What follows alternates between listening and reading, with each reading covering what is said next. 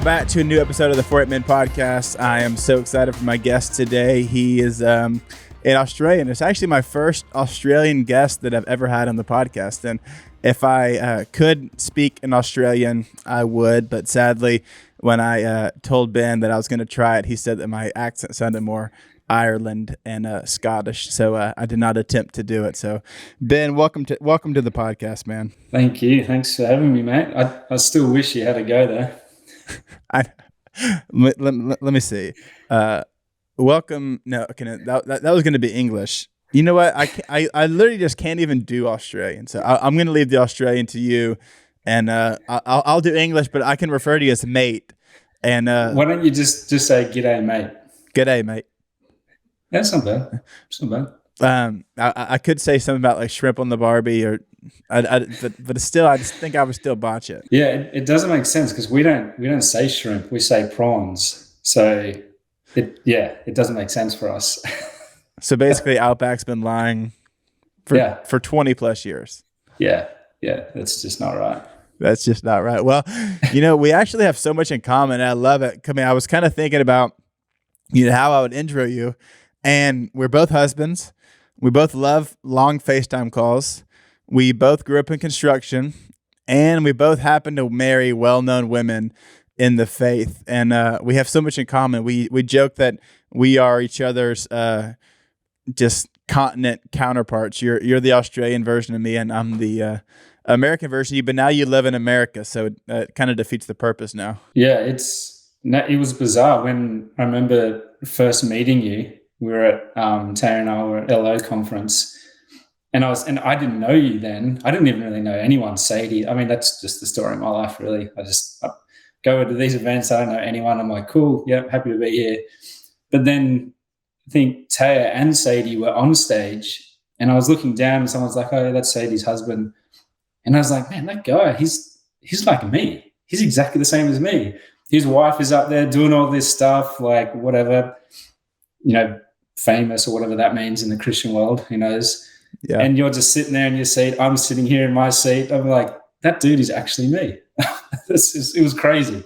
It was like that scene from Step Brothers, which I don't know if you've seen Step Brothers, but it's when it's like, do we just become best friends? Yeah. And there's just an instant bonding moment for us. And I remember it so vividly. Yeah, it happened. Yeah. But it's funny. Happened. It's funny that you said that you don't know many people, and I feel like many people don't know you because you don't have social media, which is something I really love about you. I think it speaks a lot to your humility and just who you are.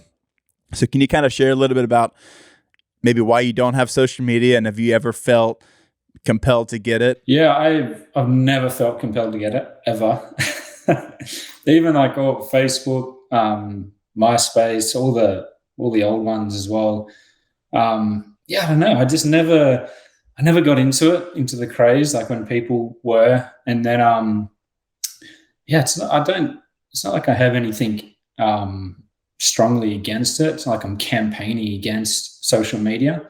It's more I see a lot of the damage that it can cause, and mainly a lot of the wasted time.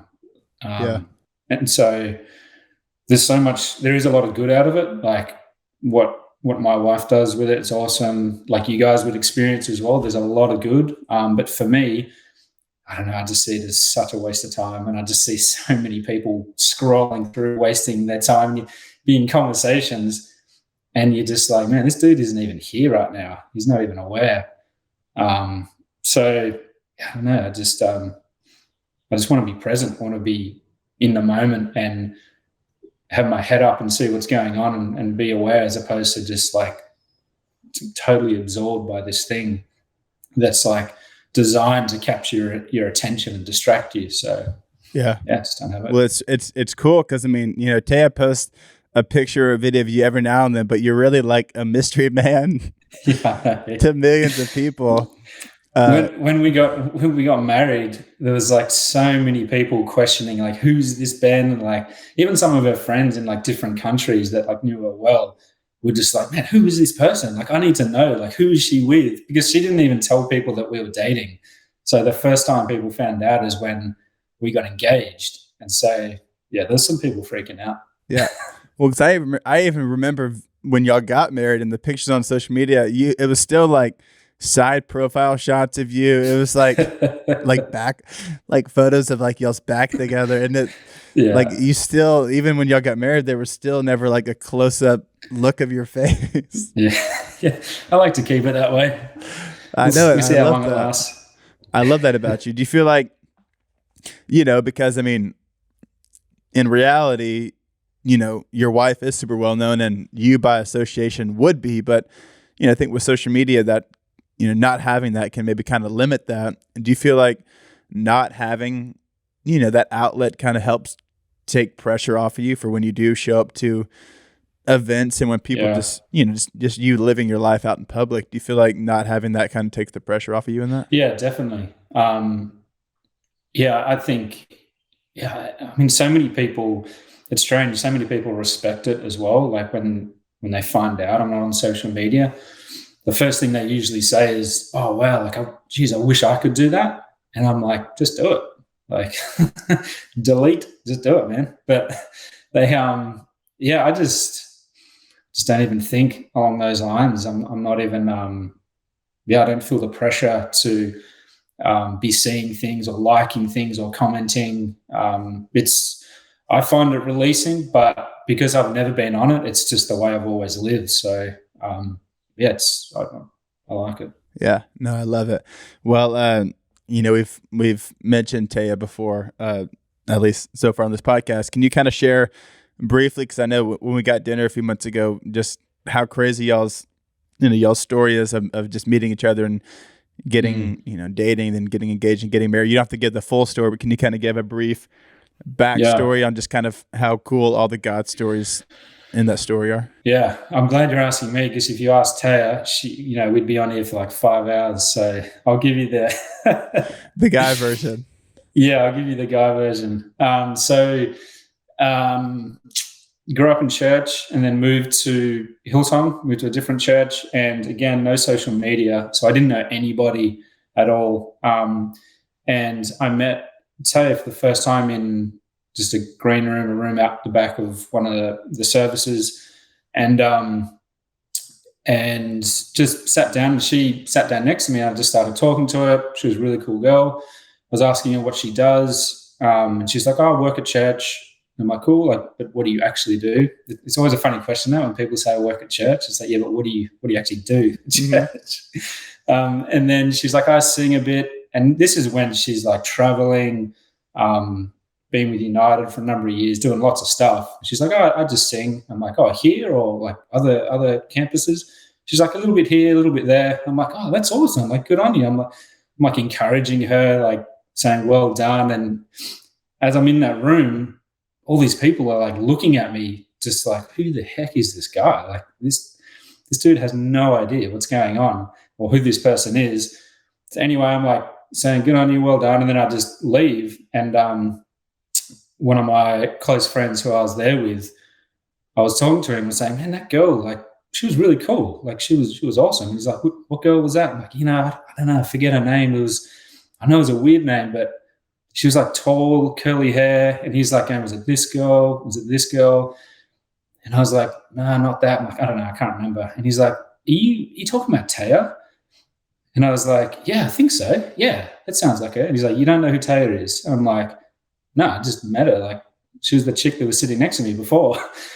And he's just like, "Oh man." So he pulls up YouTube, shows me Oceans or something. And I was like, "Oh my gosh, I'm an idiot." I'm like, I can't believe. But then I was like, "Oh, whatever." And then, so that couple other things happened, but that started basically a 3-year journey of me liking her, but she was just not in a place to date for a boyfriend or anything. She'd come out of a past relationship that she needed to deal with. And so, it was crazy, man. Like I sort of felt that I'd heard, I definitely do feel I heard from God about her and that she was the one, which is it's funny because I feel like that's every guy's dream to know, like, who am I marrying? And probably every girl's dream as well. Like, who is it? Who am I marrying? Mm-hmm. And then when God actually answers, which he did in my situation, my initial reaction was like, sweet, like awesome. I don't have to do anything. Like, I'm marrying this girl, like easy. But then that was a 3-year journey. And for the first couple of months, I was like, this is easy. Then after a couple of months, I was just like, man, this is not working. She was not in a place at all.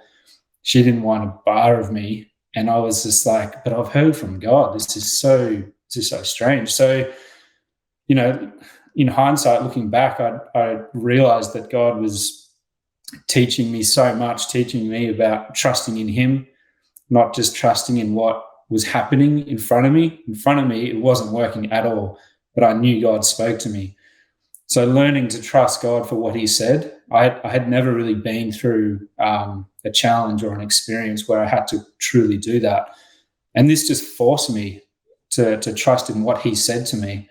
And then same for Taya, like she was going through a bunch of stuff that she had to take to God and deal with. And it's always better when that happens with God as opposed to, me helping her through that or her helping me through something. So we're both fully and completely dependent on God. So once we sort of got through that, and I just completely let it go and just trust in God, which took me a long, long time. I don't know if it's every man's inkling to just go, I've got this, I can do this. I don't need any help. So it took me a long time to get over that.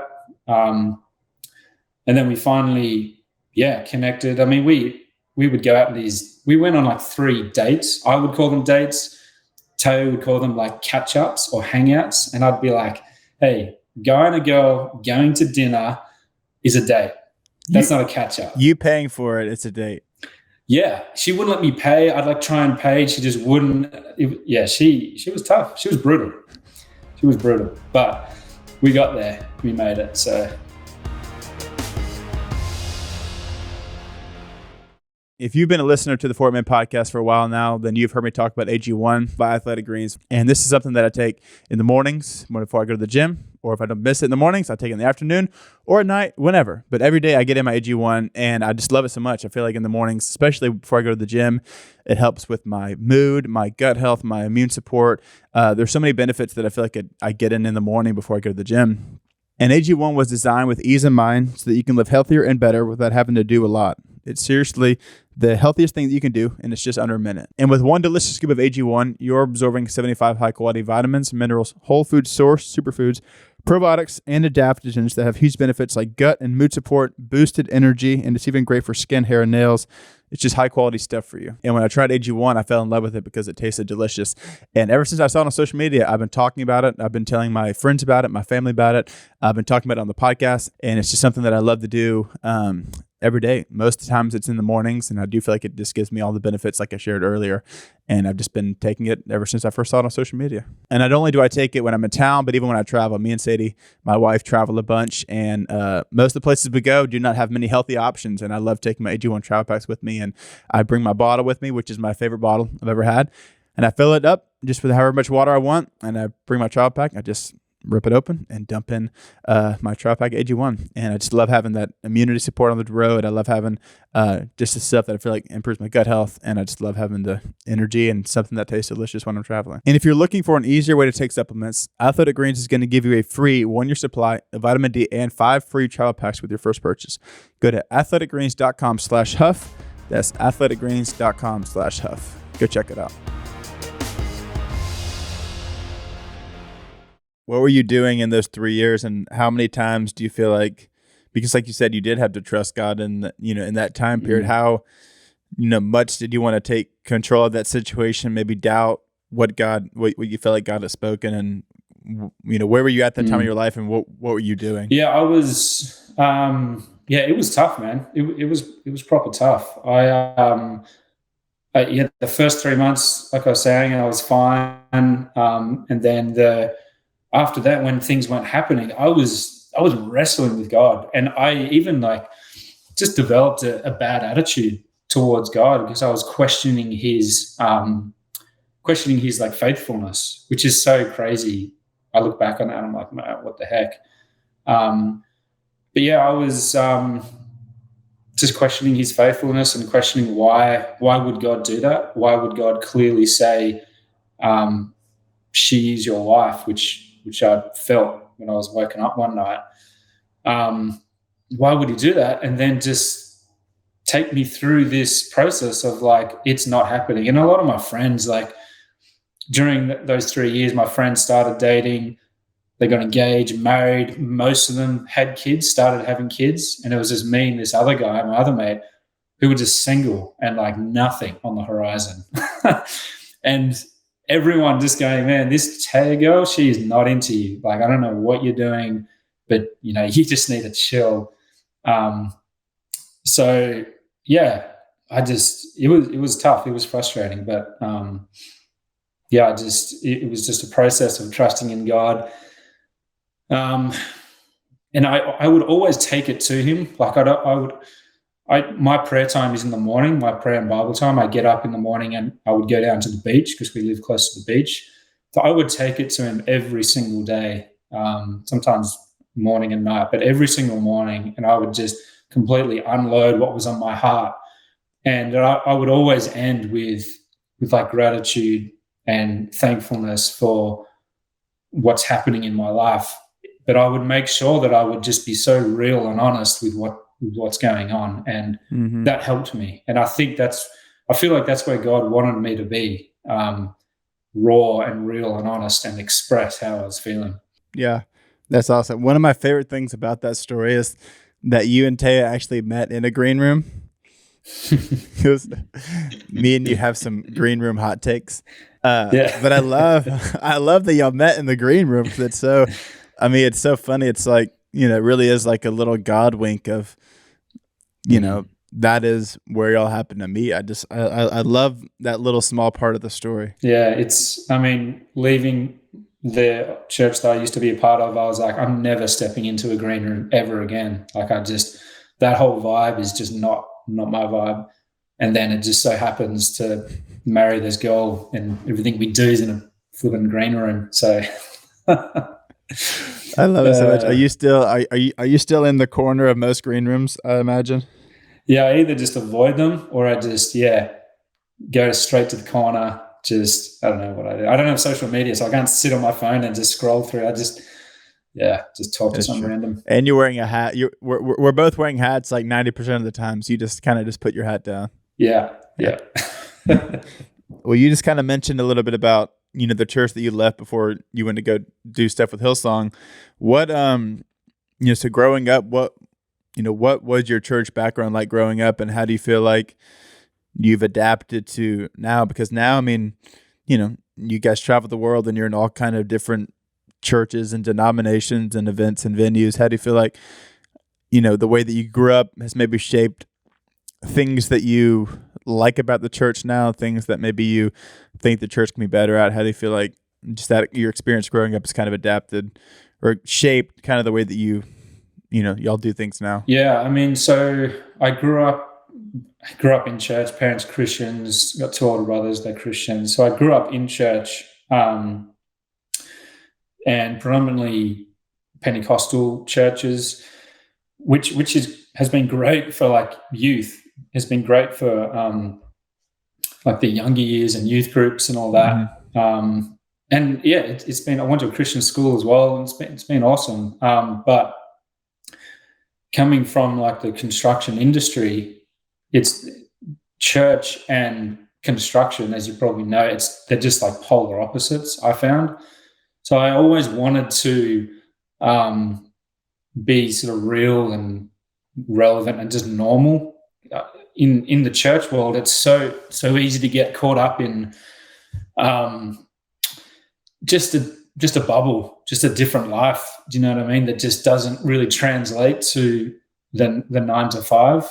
And so I've taken those experiences everywhere, wherever we go, to different conferences and whatever, big and small, just trying to be myself. Like, yes, I'm growing up in the church and I know this world well, but I just don't ever want to lose myself into the church bubble, you know what I mean, whatever that is, and just not not be relatable, not be understandable to the people that we're actually trying to reach. The whole reason why, Tara and I moved over here is for her to release music and travel and sing and worship, to reach people. It's not to reach the church people. It's, in part it is, but predominantly to people outside of that. So I don't ever want to lose touch with what's happening outside the church walls. Yeah, that's cool. I love how you just mentioned, that idea of construction of faith, because I feel like personally, there's actually a lot of parallels between, construction of faith, and maybe not the quote unquote industry, but, just from a foundation standpoint, right? There's so many verses in the Bible about building, about building your house on the rock. And really what that means is just having, that firm foundation and not building your house in the sand. And, even the parables where it's like, who sits down to build the tower and, doesn't count the cost, and then he doesn't have enough money to finish it. Then everybody who walks by him will ridicule him, saying, he didn't complete what he finished. And it's just so cool, because I think there really are so many cool parallels between, construction and our faith, with that idea of, what are you building your life on? What is your foundation laid on? Is it materialistic things? Is it, things that ultimately, when something comes, it's going to wash it away? Or is it built on a firm foundation? Is it built on something solid that, when things do come,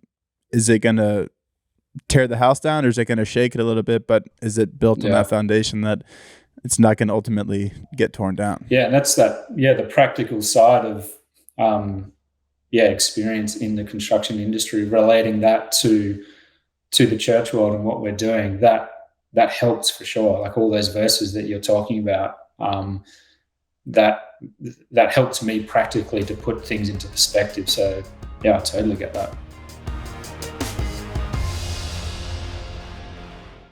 If you know me, and if you follow me on social media, or even just listen to this podcast, you know how much I love Ice Barrel and how much I love just cold tubs. I love it because I feel like it helps me with my recovery. I love to work out. I love to be active. I play rec league basketball. I like to work out. I help with our baseball team here in town, and I'm always doing just physical activity stuff. And something that I love about Ice Barrel is just the convenience of it. I have it on my back porch. It's made with 100% recycled material. It is super lightweight. It's compact. It's durable, and I just can put my water in it. I can put my ice in it, and it stays cold, and it just helps with my recovery. It helps with my inflammation, and even just with my mood, and just so many other things that it provides. And if you've heard me talk about Ice Barrel and you're still maybe kind of confused about what it is, it's a cold therapy training tool that makes it super easy to incorporate ice baths into your routine. And you've heard me talk about some of the physical benefits, maybe with pain and recovery and inflammation, but there's also so many other benefits, like better recovery performance. It improves mood and brain function, helps alleviate depression and anxiety. It helps with your heart rate variability, and it even activates the nervous system. And when I say improves mood and brain function, for me, there's just such an adrenaline rush that I get before I do a cold tub, and I just love I just love the benefits of it that I've talked about. And just after I do it, I feel like there's so much clarity in my mind, and I feel like my muscles are just at a state where I know that whatever I'm doing, this is benefiting my body. And I can know at the end of the day when I've had my cold tub versus when I haven't had my cold tub. And what I also love about Ice Barrel is that you can get it for as little as $90 a month. And you heard me mention earlier that it allows you to sit upright. And what that means is most cold tubs, you kind of lay backward. Not lay backwards, we kind of like lay down. And with Ice Barrel, it allows you to sit upright, and that really just helps with your breathing. At least for me, I have felt that when I'm sitting upright, and it allows me to breathe just kind of more naturally, the water does not feel as cold. And maybe that's just my brain telling me that. I don't really know, but that's just how I love it. And I love how I can sit upright in it, and I love how just compact it is on my back porch. And I worked with Ice Barrel to help get y'all $125 off so that you can try it out and see if you like it as much as I do. I threw a link in the show notes, and you'll see me sharing more on social media too. You can go to icebarrel.com/Christian and use code Christian to get $125 off. Ice Barrel offers a 30-day money-back guarantee and 100% satisfaction. Again, that's icebarrel.com/Christian and use code Christian to get $125 off. Get colder, feel better, and let me know what y'all think. Yeah, well, it's cool too, because I'd even like, what you just said about the industry, and just because I do really think that there is a church bubble. And I think that sometimes, when you surround yourselves with people that think just like you and believe the same things as you do and talk just like you, and you can just develop that bubble to where you kind of do lose touch of what's actually happening, in the world, and maybe even with culture. Not that you conform to that, but you are aware of, the normal 9 to 5. Like most people, like that's what they do. They're in the world working jobs, and yeah, like it's a different lingo than people who work in the church and are just, surrounded by church meetings and, just always around other believers. And I love that. So what do you feel like, because, you do construction, how do you feel like, going from maybe working more with secular people, but then you're also super involved in church, because, even now y'all just finished building a church. And I mean, I don't know if everybody who was on your construction team working are believers as you're building a place of worship. How do you feel like you kind of, balance out the two, and obviously not give in to, cultural stuff, but how do you feel like you kind of, you're still in touch with things that are actually happening in the world, and you're not just so confined to a church bubble? Yeah, I think, so I just did finish a project here in Orange County with a warehouse conversion to a church, and none of them, as far as I know, none of them were Christians, but a lot of them were like quite impacted by just the way we worked or the way I worked. I just try and be myself and stay real and honest. And I think that says a lot to them. Like I've always felt the strongest form of evangelism for me has just been through action, through deed. I'm definitely not the best preacher. You don't want to see me on stage, that's for sure. But through action and through deed, it says so much, especially in the construction industry, where there seems to be, shady business that can go on quite easily. It's fairly common. And so when you choose to take the higher road, or you choose to do things honorably, it speaks volumes to a lot of these guys, because they're just not used to it. Even the builder, or the GC, as you guys say. You guys say general contractor, we say builder. Yeah. Well, you say both. We say both. Yeah. But we don't say, but we don't say, we say subs. What do y'all say? We say subbies or subcontractors. Yeah. I've never heard of subbies. Subbies. Oh man, we could go on. There's a lot of different lingo that I was just like, what are you talking about? Even like the city, everyone's like, oh yeah, dealing with the city is so hard. And I'm like, you talking about like Los Angeles City? Because we say council for the city. Yeah. And so it took me ages, man, to get used to the lingo over here. I love it. But yeah,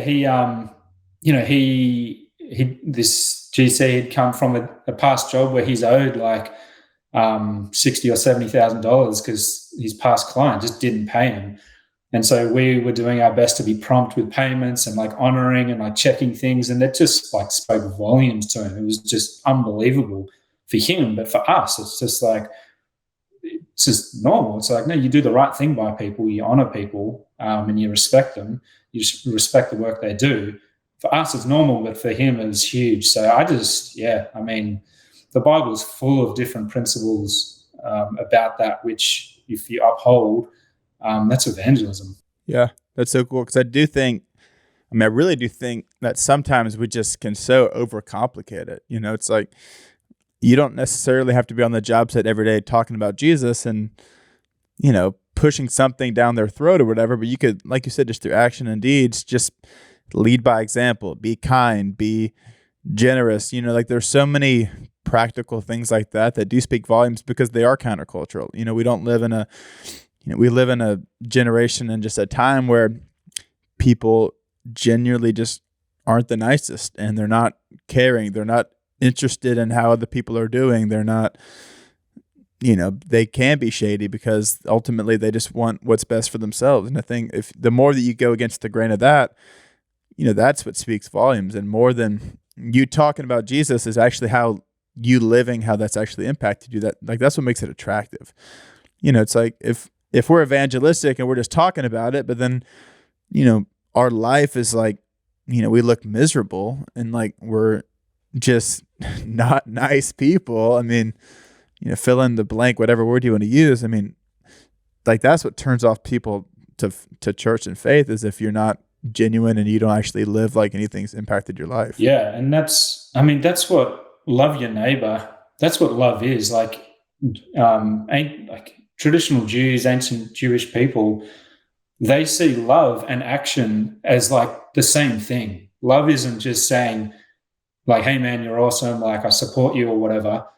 Love is like acting that out. What does that look practically? And it's even on the flip side of, I often say to people that like 50% of love is the supporting, the encouraging side, but then the other 50 is like calling stuff out and like calling out blind spots and saying to people like, hey, close friends, and it's obviously it's complex and you do it in certain ways, but there's a whole other side of love, which is being honest and being being real and true to helping this person grow in Christ, or if they're not a Christian, like being real and acting out what love looks like in their lives, as opposed to just encouraging or saying a couple of words, which is just easy. That's what's even cool too about that story. It's like, you're not making prop payments, and you're not, being caring and generous, and you're not loving your neighbor because you're expecting to get something in return. It's because, no, that's actually just who you are. It's like,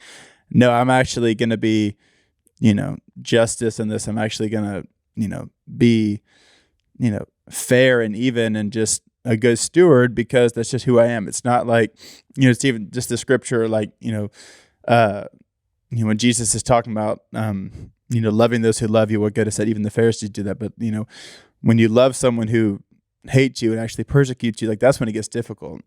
So even for a general contractor, like you're talking about, if they're, still being a stickler or whatever, they're still being rude, like, but you're just doing your part, right? You're still just making prompt payments because this is what you do. It's not to get something in return or to get recognition. It's just, no, that's just what's just the right thing to do. And I don't even think about it, just because that's just who I am. Yeah, absolutely. I mean, then you go into like the whole convicting side of things, which is God first loved us.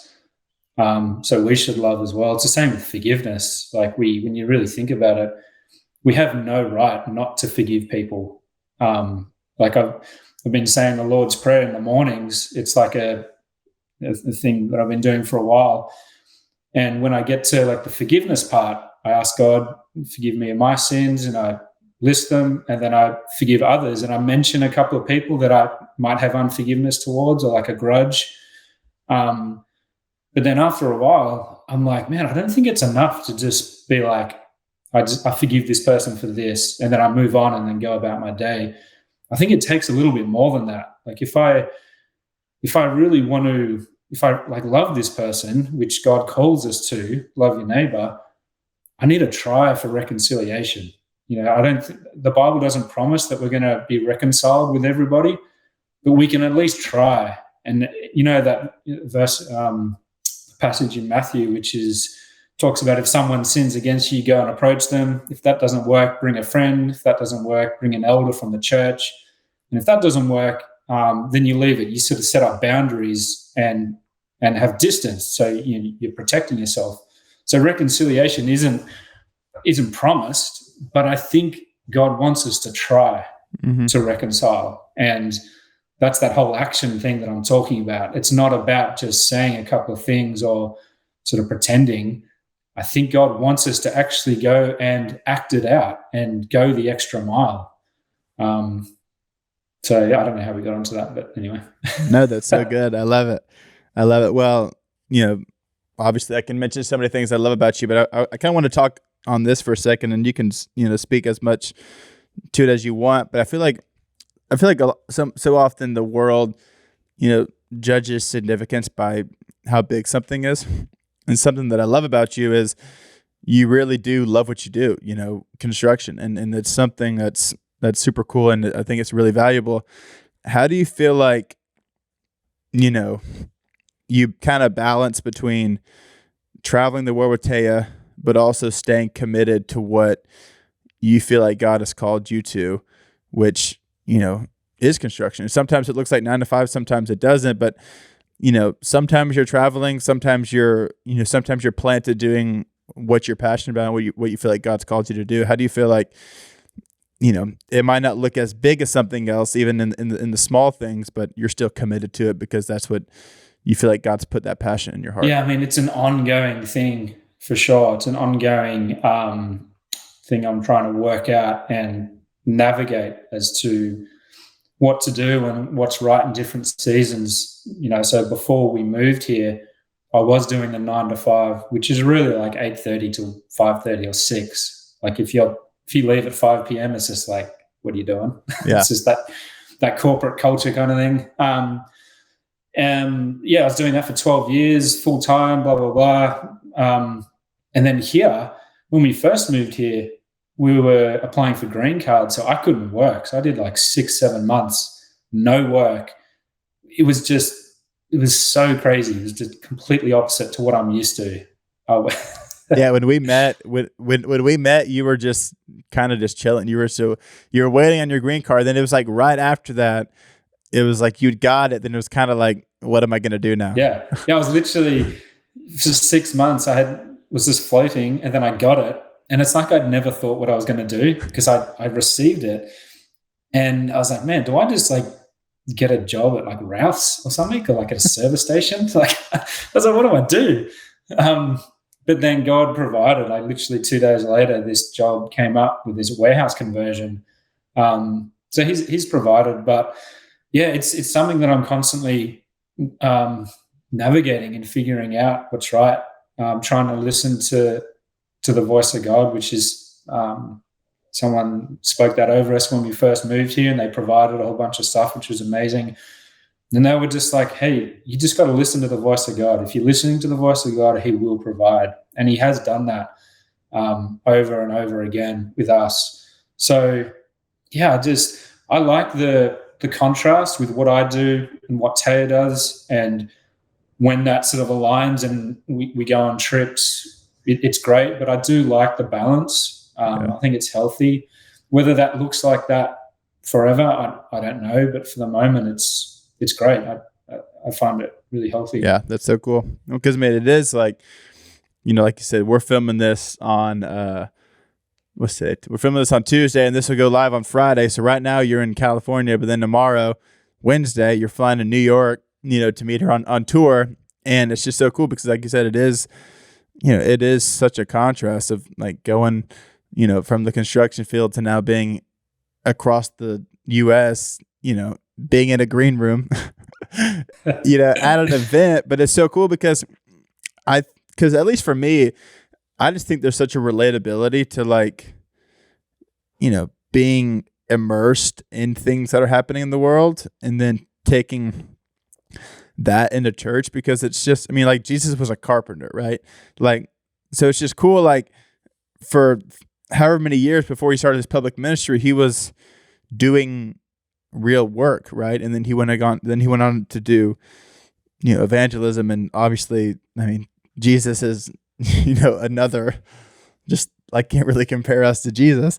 But I'm saying it's just cool, like just the work aspect of, actually getting out and being involved in things that are happening, in your city, in Orange County, like, and, talking with general contractors and talking with subs and subbies and, all these people. And then you take, those real world life experiences into church and into these places that y'all go. And it's just, there's such a relatability to it. And there's such just a genuineness to it because it's, it's your life and it's what you're living and it's out in the real world. Yeah. I don't ever want to lose it. I think something's gone majorly wrong if we lose touch with the people that we're sort of reaching and speaking to in their everyday life. And I don't ever want to lose that. What do you feel like has been the biggest adjustment moving from Australia to the US? Geez, the biggest adjustment.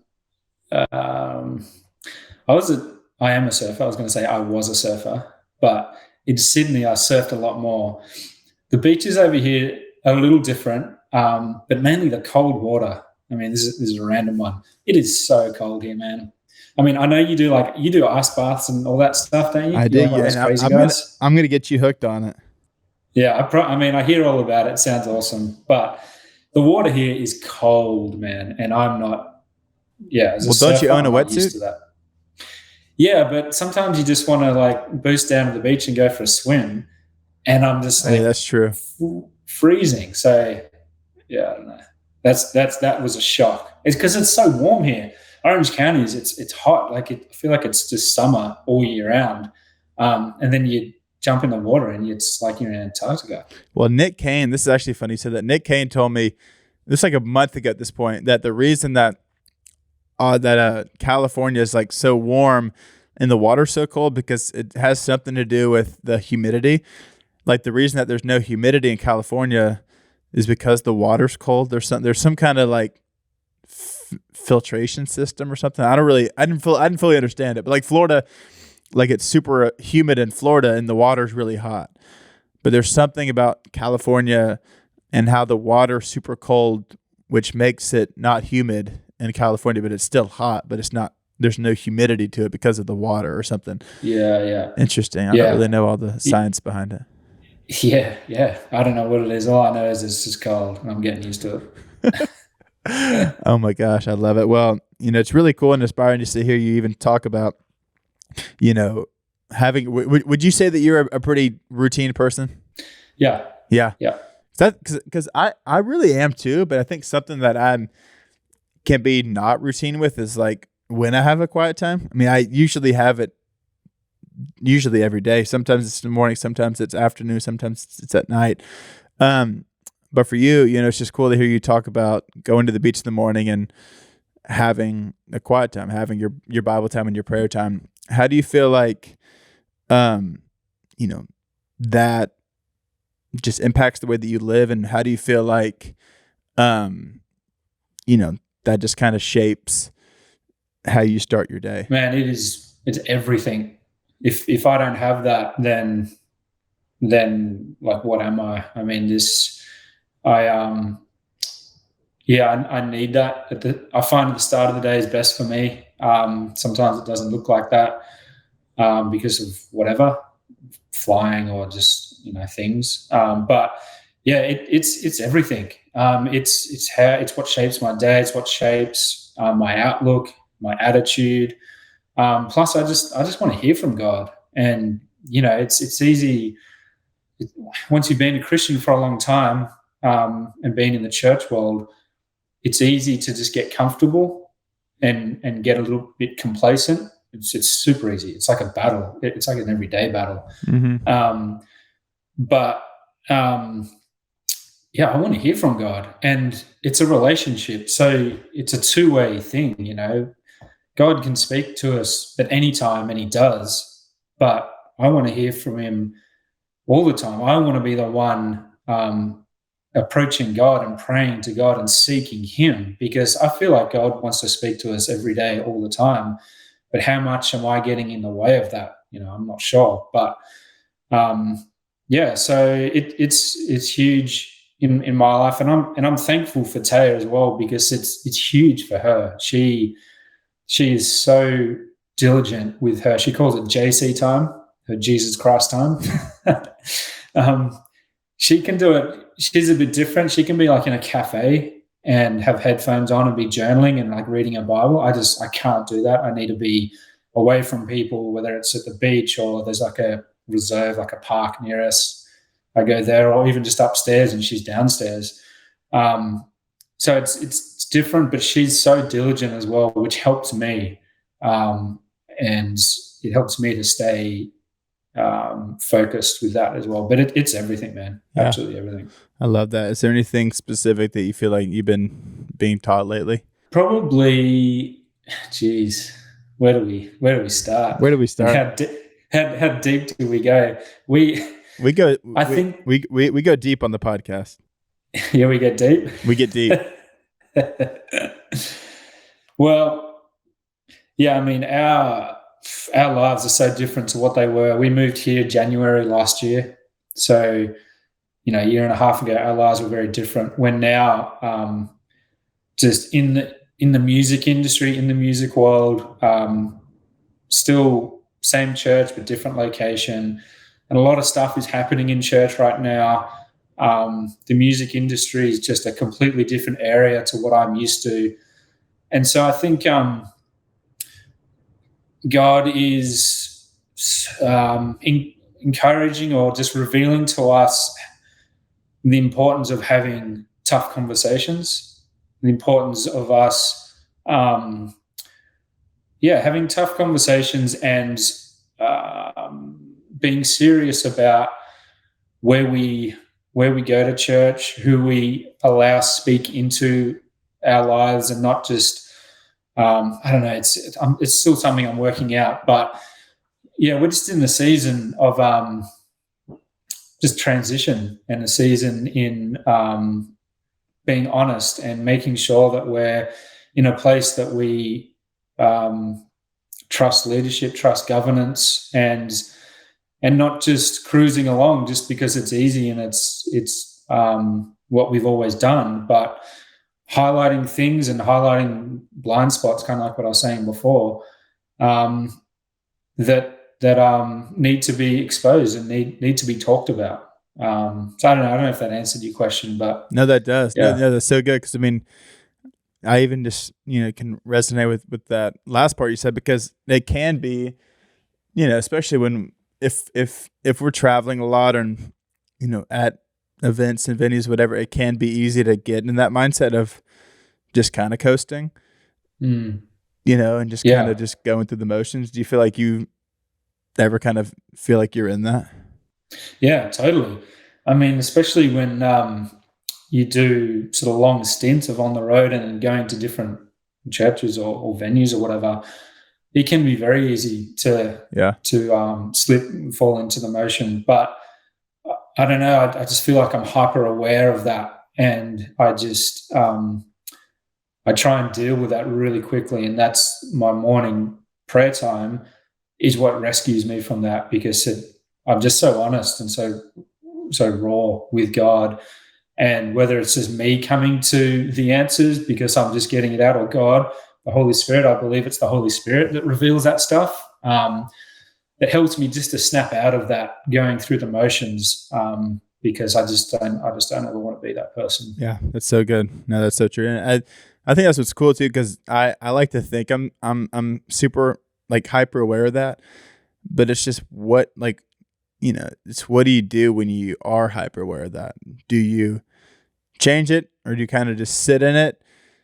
Because I think sometimes I can just, call myself an idiot and just, beat myself up about it, rather than, actually repenting of it and changing of it, and, not just sitting and sulking and, kind of self-pity, but how do you actually make a change when you do feel like you're in those seasons and in those times of just, like where it is easy to coast. We're going to be here tomorrow, then we're just on a bus traveling, and it's easy to, not read or not make the time because it's loud and there's always people around us. And, how do you diligently make time for what you ultimately love? Yeah. And that's where friendship, friends, true friends, like that thing I was talking about with love, like the friends that are going to encourage and support, but then the friends that are also going to call out stuff and go, hey, how is your like prayer time going? Mm-hmm. Like, where are you at with this? Which is super rare. But the older I get and the more we get immersed in this world of traveling and touring and all that, I just see how important it is to have those kind of friendships. And yeah, you need those. You need those, man. We need those. I mean, hopefully I am that to you. I haven't called out anything yet, but don't you worry, it's coming. No, you are. No, I love how much we talk. And I mean, I'm going to have you back on the podcast because there's so many other things that I want to ask you that I didn't even get a chance to get to. But I have one last question for you. And just because I'm actually just genuinely curious, what is your favorite song by your wife? Favorite You can't say song? Oceans. No. You can't say it's that. good, but it's not my favorite. It's probably one. It's on a record. It's called Glory Hallelujah. But it's funny. She'll hate me for saying this, but I liked one of the older versions. It was kind of like a demo version of the song. It was like super. It was kind of like a hymn. But what's on the record, I really, really like, and she hasn't sung it anywhere yet. I don't think she's sung it anywhere. And I just keep saying, hey, that song is epic. Like, I know nothing, man. It's so funny. Like, I'm just like, that's a banger. That's going to be huge. And everyone's just like, you clearly have no idea. But it's, Glory Hallelujah. It's like the second or third last song on her latest album. Oh, her cool. only album. Awesome. I would say, obviously I can't say Oceans because that's just super basic, but I do love Oceans. Splinters and Stones, which is not I love that song. I feel like not many people sing that, but they should. And then I'm a big fan of Grace to Grace. I feel like those are probably my two. Yeah. Those are two of my ones at the top. Yeah. No, she's awesome. Yeah.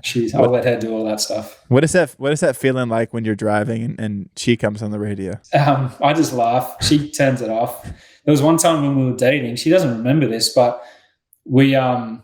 I picked her up, got her from her apartment, jumped in the car, and then when your Bluetooth just connects to your car and just plays a song, but like it jumped onto like Apple Music, but I don't use that. I use Spotify. So it went onto Apple Music, and it went onto I don't know if it was Oceans or one of the songs, and it just like was blaring in the car at like one of the peak points where she's singing, and I'm like pushing buttons, like trying to stop this thing, and she's like, "What's this guy just like listening to me on the way to pick me up?" It's like super embarrassing. That is hilarious. That is so weird. Why? Yeah, if you don't use Apple Music, that just I don't know. Like Apple, I don't know if that is a common thing, but with the Apple phone, it always goes to Apple Music. It never goes to Spotify. Yeah, that's true. So it just did that, and it just went to her song, and it was on loud. Well, and I feel like you had to have been listening to it if it just picked it up. Nah, man. Oh my gosh, I love it. Well, man, thanks so much for joining me, man. Seriously, you're going to be back on the podcast because I have so many other things that I want to talk about, and we're just, I love our friendship, and I think we could talk for hours about things we love, things we think could be better, and maybe just our little brains getting together and thinking about how we can make a difference in it. So I love you, and I'm grateful for you and our friendship, and just really thankful that you're able to join me today. I appreciate it, man. Let's do it in person next time. Let's do it in person. Yeah, see, you should have booked that flight. I know. We could have done this in person. Yeah, would have been better. It's okay. I forgive you. Next time we'll make it happen. Sweet, man. Thanks heaps.